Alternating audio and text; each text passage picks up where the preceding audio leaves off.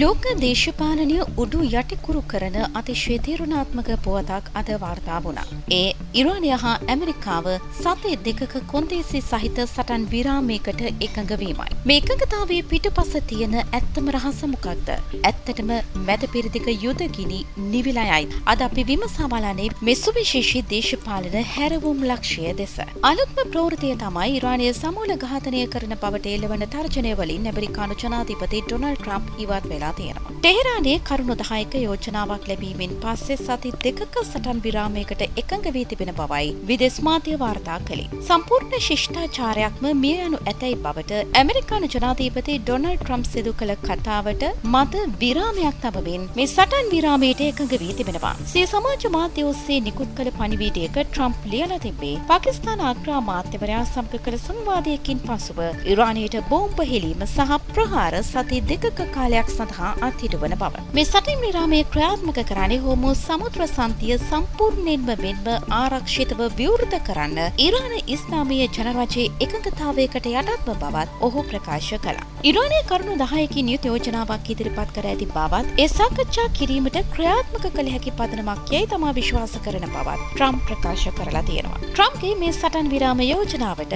Israel අග්‍රාමාත්‍ය Benjamin නෙතන්යාහුද සහාය පළ කර තියෙනවා. නමුත් අදාළ සටන් විරාමයට ලෙබනනය ඇතුළත් නොවේ යයි සඳහන් කර ඇති බවයි වාර්තා වන්නේ. ඇමරිකානු ඉරාන සටන් විරාමය පිළිබඳව ඊශ්‍රායල් අග්‍රාමාත්‍ය කාර්යාලයේ නිවේදනයක් නිකුත් කළා. එහි දැක්වෙන්නේ මෙවැන්න. ඉරානය වහාම සමුද්‍ර සන්ධිය විවෘත කර ඇමරිකාව ඊශ්‍රායලය හා කලාපයේ රටවලට එල්ලවන සියලුම ප්‍රහාර නතර කළහොත් ඉරානයට එරෙහි ප්‍රහාර සති දෙකකට අත්හිටුවීමට ජනාධිපති ට්‍රම්ප් ගත් තීරණයට ඊශ්‍රායලය සහාය දක්වයි යනුවෙන් එහි සඳහන් වනවා. නමුත් සති දෙකක සටන් විරාමයට ලෙබනනය ඇතුළත් නොවේ යනුවෙන්ද එහි සඳහන්. ඉරානයත් ඇමරිකාව එක්ක සති දෙකක සටන් විරාමයට එකඟ වී තියෙනවා. ටෙහෙරානයේ කරුණු 10කින් යුත් යෝජනාව මත පදනම්ව වොෂින්ටනය සමග ලබන සිකුරාදා සාකච්ඡා ආරම්භ කරන බව තමයි ඉරානය කියන්නේ. පාකිස්තාන අගනුවර වන ඉස්ලාමාබාදයේදී සාම සාකච්ඡා ආරම්භ කරන බව ඉරාන ජාතික ආරක්ෂක කවුන්සිලය සඳහන් කළා. ටෙහෙරානයේ පවසන්නේ සාකච්ඡා පදනම් වන්නේ හෝමුස් සමුද්‍ර සන්ධිය පාලනය කිරීම මෙන්ම සියලු සම්පාදක ඉවත් කිරීම ඇතුළු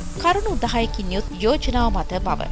ඉරානය ඇමරිකාවට ඉදිරිපත් කරපු කරුණු 10ක සාම සැලැස්ම මෙන්න මේ ආකාරයි. පළවෙනි එක තමයි ඉරානය ලෙබනනය හා යේමනයට එරෙහි යුද්ධය සම්පූර්ණයෙන්ම නැවැත්වීම. දෙවෙනි එක තමයි කාල සීමා පැනවීමකින් තොරව ඉරානයට එරෙහි යුද්ධය සම්පූර්ණයෙන්ම හා ස්ථිරවම නැවැත්වීම. තුන්වෙනි එක තමයි කලාපයේ සියලුම ගැටුම් සම්පූර්ණයෙන් අවසන් කිරීම. 4 හෝමුස් සමුද්‍ර සන්ධිය නැවත විවෘත කිරීම. 5 හෝමුස් සමුද්‍ර සන්ධියේ නාවික කටයුතු නිදහස හා ආරක්ෂාව සහතික කිරීම සඳහා නිල විධිමත් ක්‍රියාවලියක් හා කොන්දේසි ස්ථාපිත කිරීම. 6 වෙනි එක තමයි ඉරානයේ අලි ගොඩනැගීමට අවශ්‍ය වියදම් පියවා ගැනීමට වන්දේ ගෙවීම. 7 ඉරානයේ සම්පාදක ඉවත් කිරීමට කැපවීම. 8 වෙනි කරුණ තමයි ඉරාන අරමුදල් හා අක්‍රිය කළ වත්කම් නිදහස් කිරීම. 9 වෙනි කරුණ තමයි න්‍යෂ්ටික අවි සන්තකයේ තබා නොගන්නා බවට ඉරානය සම්පූර්ණයෙන්ම සහතික වීම. 10 වෙනි කරුණ තමයි පෙර කොන්දේසි අනුමත කිරීමෙන් පසුව වහාම සටන් විරාමයක් ක්‍රියාත්මක කිරීම. දැන් ලෝකම බලාගෙන ඉන්නේ ඇමරිකාව හා ඉරානය අතර ලබන සිකුරාදා පැවැත්වෙන මේ සාම සාකච්ඡා දෙස. සටන් විරාමය ප්‍රකාශයට පත් කරලා එළඹෙන පළමු සිකුරාදා මැදපෙරදිග ඉරණම තීරණය කරන තීරණාත්මක දිනයක් බවට පත් වෙලා තියෙනවා. මේ සාම සාකච්ඡා දෙස මුළු ලෝකයම බලන් ඉන්නේ දැඩි කුතුහලයකින්. මේ සාම සාකච්ඡා මේ තරම් වැදගත් වෙන්නේ ඇයි? ඒකට හේතුව තමයි මේක හුදෙක් කතා බහකට පමණක් සීමා නොවී ස්ථිර සාම ගිවිසුමකට පාර කපන මූලික අඩිතාලම වීම. නමුත් දේශපාලන විචාරකින් පවසන්නේ සිකුරාදා සාකච්ඡා මේසේදී දෙරටේ නියෝජිතයින් එකඟ වන දැඩි කොන්දේසි මත ඉදිරි සති දෙකේ සාමය තීරණය වන බවයි. එක් වැරදි තීරණයක් නැවතත් මහා පරිමාණ යුද්ධයකට පාර කැපීමට උවත් ඉඩ පවතිනවා. ඉරානය හා ඇමරිකාව අතර සාම සාකච්ඡාවලදී පාකිස්තානයේ සත්කාරකත්වයේ දරන නිසා සාමාන්‍යයෙන් මේ වගේ සාකච්ඡාවකට සහභාගී වන්නේ දෙරටේ ඉහළම පෙළේ රාජතාන්ත්‍රිකයින්, විදේශ කටයුතු පිළිබඳ විශේෂඥයින්. බොහෝ විට ඇමරිකාව නියෝජනය කරමින් ඇමරිකානු රාජ්‍ය දෙපාර්තමේන්තුවේ ඉහළ නිලධාරීන් සහභාගී වනු ඇති. මේ සාකච්ඡා ඉහළ මට්ටමින් පැවැත්වෙන්නේ නම් අනිවාර්යයෙන්ම ඇමරිකානු රාජ්‍ය ලේකම් ඇන්ටනි බ්ලින්කන් සහභාගී වනවා. මැදපෙරදිග හෝ ඉරානය පිළිබඳ විශේෂ රාජතාන්ත්‍රික නියෝජිතෙකු නම් කරලා තියෙනවා නම් ඔහු තාක්ෂණික මට්ටමේ සාකච්ඡා මෙහෙයවනු ඇති. දවන මන්දරේ ජාතික ආරක්ෂක උපදේශක හෝ ඒ හා සමාන ප්‍රධාන මට්ටමේ ඉහළ ආරක්ෂක නිලධාරීන්ද මේ සාකච්ඡාවට ඇමරිකානු නියෝජිත පිරිස නියෝජනය කරමින් සහභාගී වනු ඇති බවට තමයි පැවසෙන්නේ. මේ සාකච්ඡා සඳහා ඉරානයෙන් කවුද සහභාගී වෙන්නේ? බොහෝ විට ඉරාන විදේශ අමාත්‍යවරයා මේ සාකච්ඡාවල මූලිකත්වයේ ගනු ඇති. එමෙන්ම ඉරාන උත්තරීතර නායකයාගේ විශේෂ අනුමැතිය ලත් ජ්‍යෙෂ්ඨ රාජ්‍යතාන්ත්‍රිකයින් පිරිසක්ද ඉරානීය පාර්ශවයෙන් මීට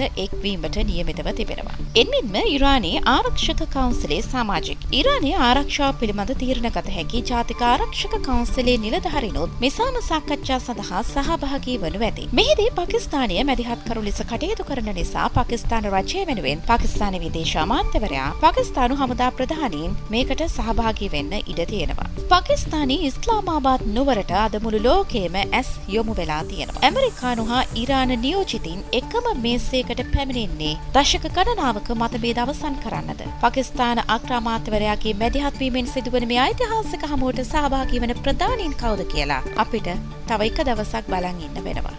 සාම සාකච්ඡා ක්‍රියාවලියක් කියන්නේ ඉතාමත් සංකීර්ණ පියවරෙන් පියවර සිදුවන රාජ්‍ය තාන්ත්‍රික අභ්‍යාසයක්. මේකේ තියෙන අදියර මෙන්න මේ විදිහට පෙළගස්වන්න පුළුවන්. පළවෙනි එක තමයි පූර්ව සාකච්ඡා අදියර. ඍජු සාකච්ඡා ආරම්භ කරන්න කලින් දෙපාර්ශ්වයේ අතර විශ්වාසය ගොඩනගන්න මේ අදියර ඉතාමත් වැදගත්. ඒකෙදි වෙන්නේ මැදිහත් කර තෝරා ගැනීම. පාකිස්තානය වගේ මධ්‍යස්ථ රටක් හෝ එක්සත් ජාතීන්ගේ සංවිධානය වගේ ආයතනයක් මෙහිදී මැදිහත් වෙනවා. එහිදී සිද්ධ වෙනවා න්‍යාය පත්‍රය සකස් කරන්න. සාකච්ඡා කරන්න මොන කරුණු ගැනද වගේම නොකරන්න කුමන කරුණු ගැනද යන්න කලින් තීරණය කරනවා. දෙවෙනි අදියර තමයි සටන් විරාමයකට එළඹීම. සාකච්ඡා මේසයට පැමිණීමට නම් මුලින්ම අවි ආයුධ නිහඬ කළ යුතුයි. ඒ කියන්නේ සති දෙකක කොන්දේසි සහිත සටන් විරාමයේ මේකේ මූලිකම පියවර. මෙය සාකච්ඡා සඳහා අවශ්‍ය සාමකාමී පසුබිම සකස් කරනවා. තුන්වෙනි එක තමයි ඍජු සාකච්ඡා ආරම්භය. මේකදී නියෝජිත පිරිස මුහුණට මුහුණ හමු වෙනවා. මේක ආකාර දෙකකින් වෙන්න පුළුවන්. එකක් තමයි ඍජු සාකච්ඡා. දෙපාර්ශ්වයම එකම මේසයක වාඩි වී කතා කිරීම.